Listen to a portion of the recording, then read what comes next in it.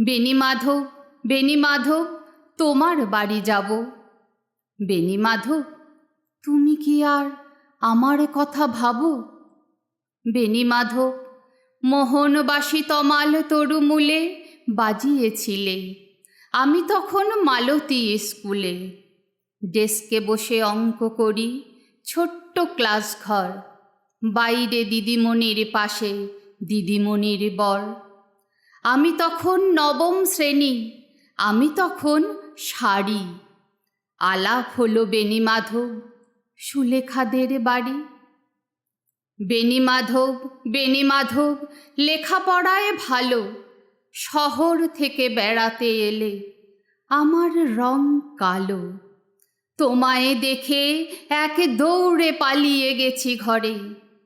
বেণীমাধব, আমার বাবা দোকানে কাজ করে।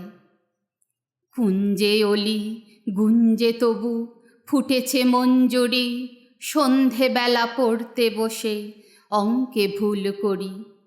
আমি তখন নবম শ্রেণী, আমি তখন 16। ব্রিজের ধারে বেণীমাধব, লুকিয়ে দেখা হলো।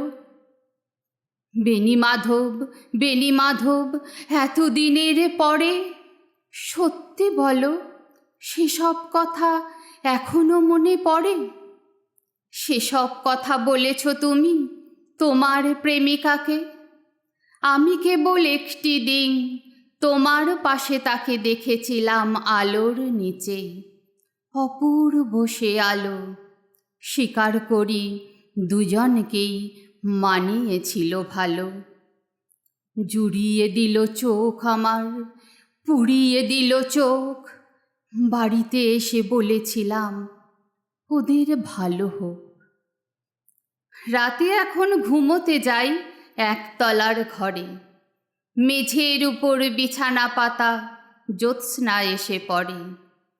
আমার পরে যে বোন ছিল চোরাপথের বাঁকে মিলিয়ে গেছে, জানি না আজ কার সঙ্গে থাকে। আজ জুটেছে, কাল কি হবে, কালের ঘরে শনি। আমি এখন এই পাড়ায় সেলাই দিদিমণি। তবু আগুন, বেণীমাধব, আগুন জ্বলে কই?